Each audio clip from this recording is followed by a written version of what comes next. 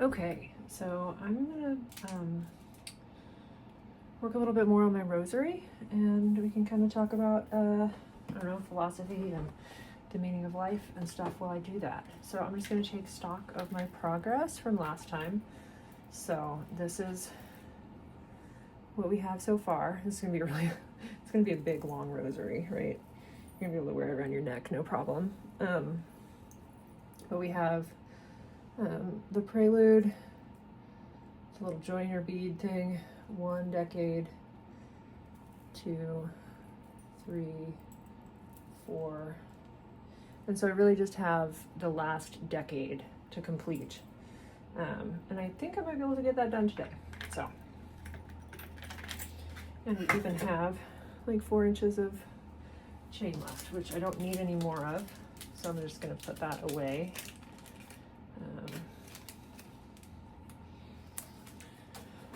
Okay, so I only need 10 more beads, and I'm gonna need to make 10 more links, and then I'm gonna be done. So I'm gonna start out by cutting off a piece of wire and get my round nose chain forming pliers, and I just kind of form a loop in there, and then I bend it backwards so that the loop is like flush and finished. And then I add the bead to it, and then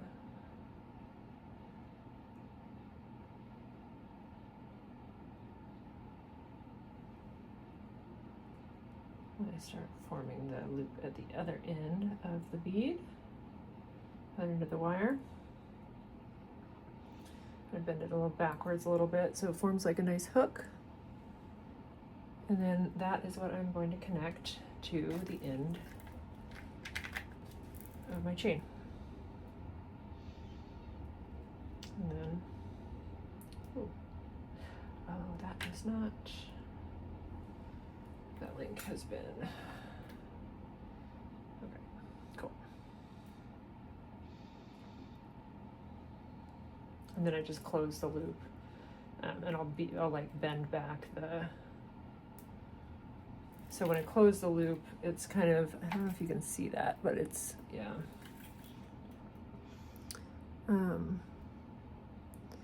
The loop isn't necessarily symmetrical when I first close it, and so then I have to kind of bend it backward a little bit, close it a little bit more, just kind of work it until it's closed and it looks nice. And sometimes I end up having to like squeeze it closed with the plier, like that. Okay, but yeah, the end result is that we have we've added the first Hail Mary onto our last decade. So we're just gonna repeat that process, right? Yeah, and again, this is like such a meditative practice that I really, I really enjoy working with my hands when I'm not staring at a screen, because I do so much looking at screens for my day job and for half of my like side hustle. Oh, that one's too short. Was it too short, or did you just make the hole too big? Or I think I might have just made the little loop too big, but same effect. Okay, so we're gonna go a little longer than we did on the last one.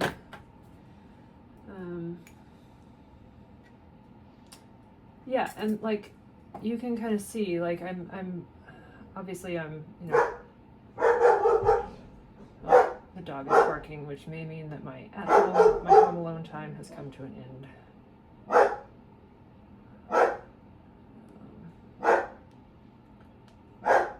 Or it could just be that the mail is here. hoping it's the male, because I can only make videos in this room when there's nobody else at home, or if it's just me and the baby and she's asleep. And right now the baby is out with our caregiver at the park. So when they get home, it's going to get noisy in here, and I'm going to have to end the video.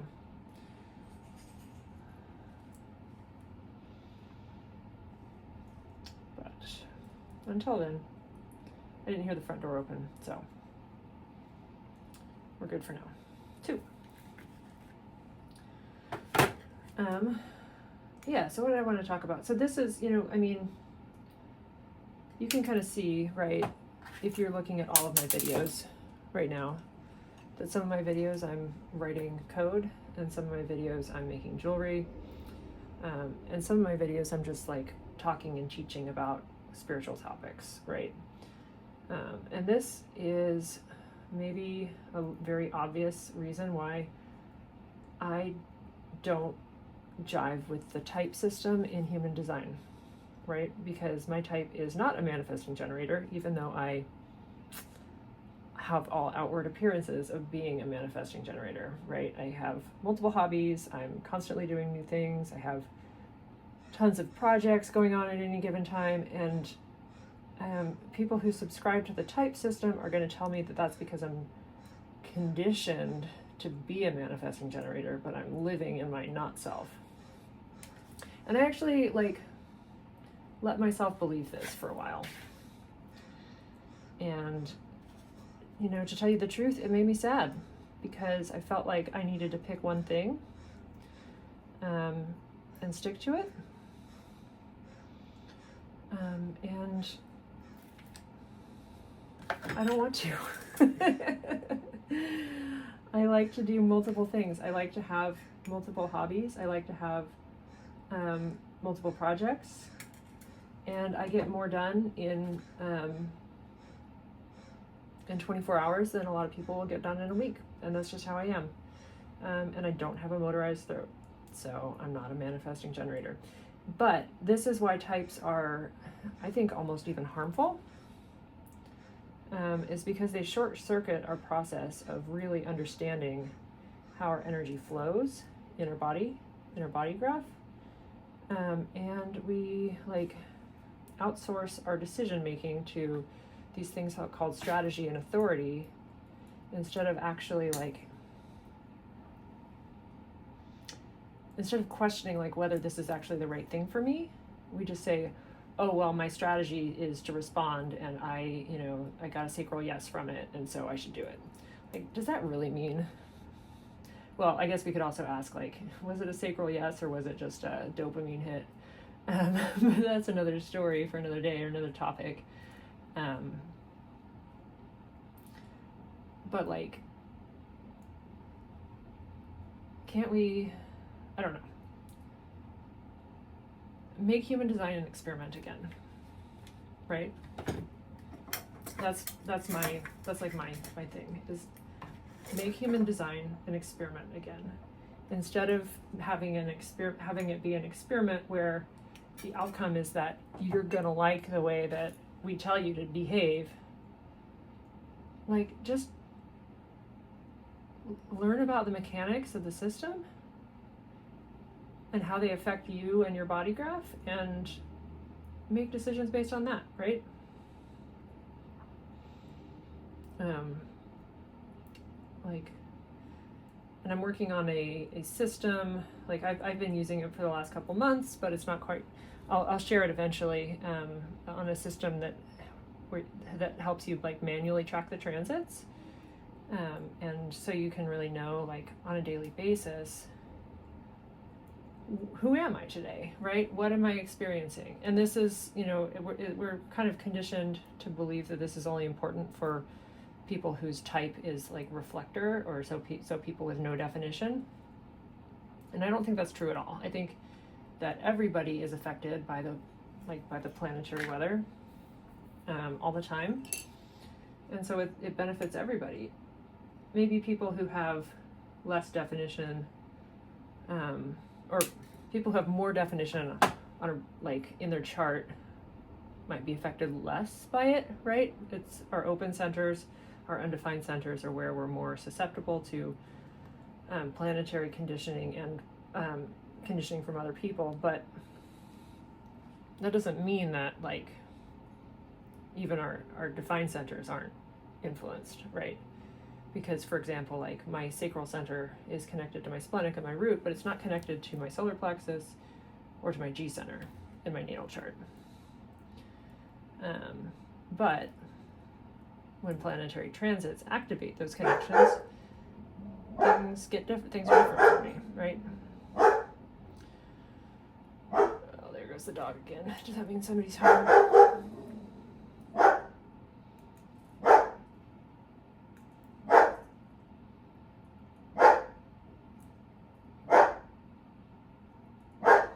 So far, no. Okay, so I got 6. 4 more. And so I really encourage you to not throw the baby out with the bathwater if you have kind of investigated human design and realized that, you know, maybe it didn't jive with you. Maybe you kind of feel like the founder was a kind of a psycho, right? Because same, honestly. And to take a deeper look, right? And to like investigate for yourself and see like, okay, who am I today? Or who am I this month? Or who am I with this transit? Especially when like outer planets change gates, right?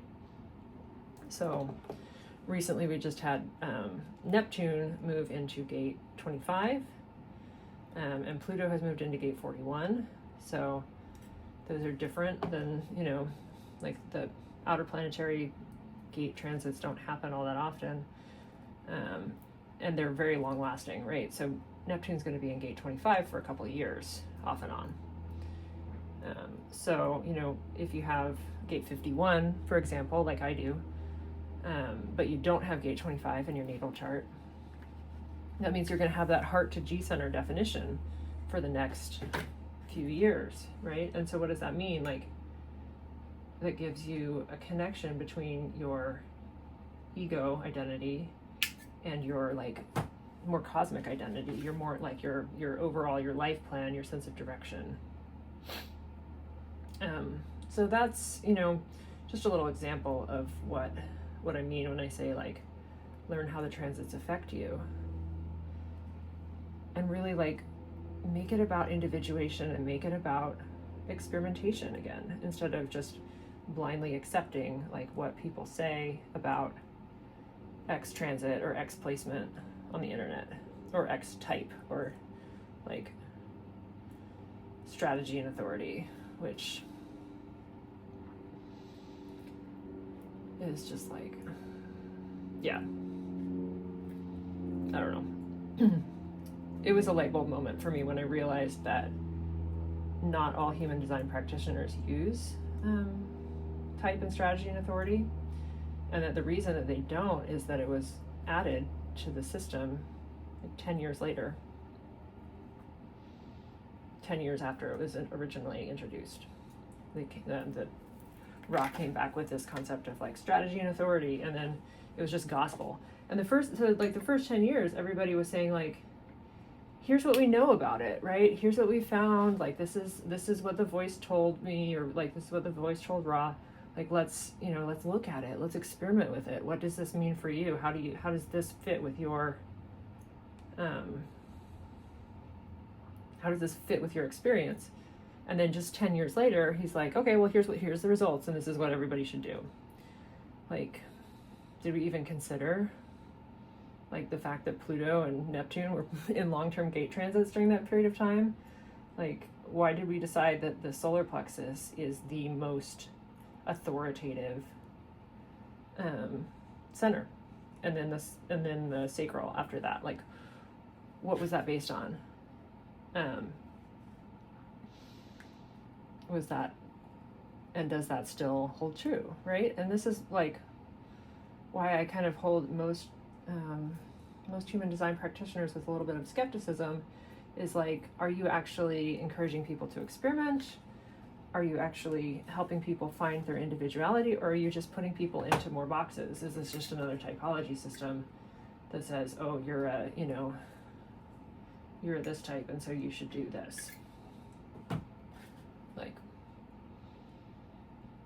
if that's the way that we're looking at it, then you're going to alienate everybody who doesn't resonate with their type. And that's just the way it is, right? So that's my little that's my little rant about strategy, type strategy and authority. I like to call it TSA bullshit, because type strategy and authority is TSA, and nobody likes TSA, right? We associate that with like waiting in line at the airport. So yeah, TSA bullshit. We don't need it.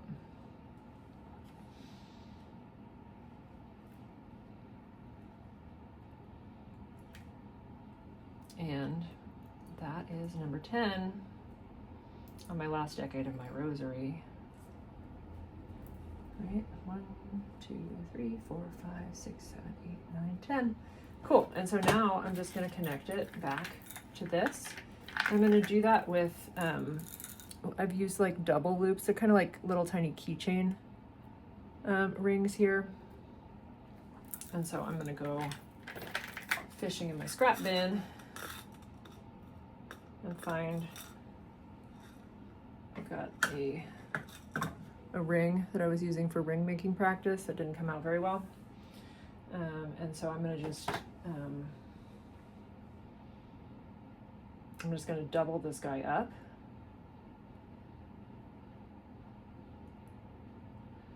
And then I'm going to use it to connect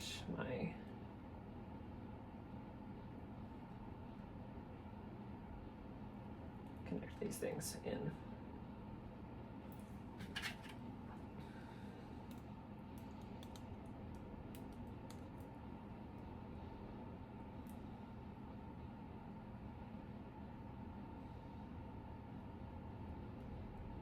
So to do this, I'm just using this pair of round nose ring forming pliers instead of using these, because I wanted the two loops to be the same size.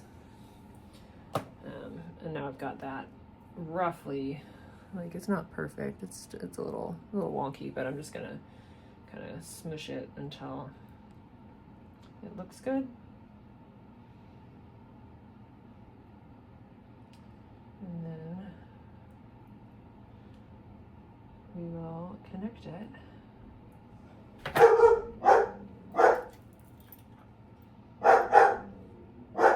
On here. And then we'll put it on here.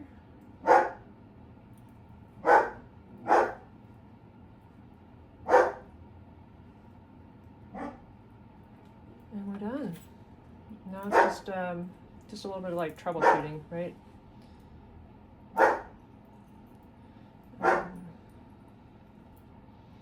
Making them all like, making sure none of the links are weak. But there it is.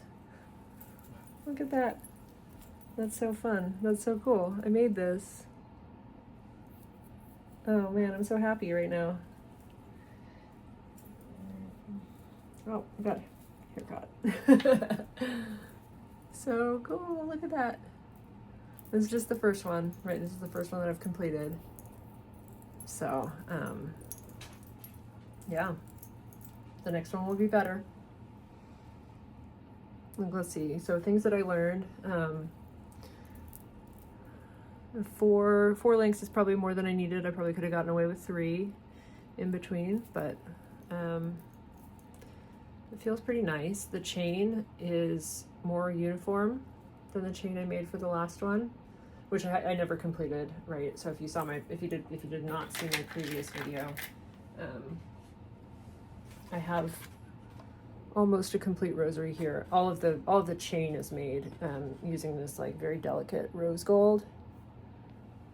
You can't see that.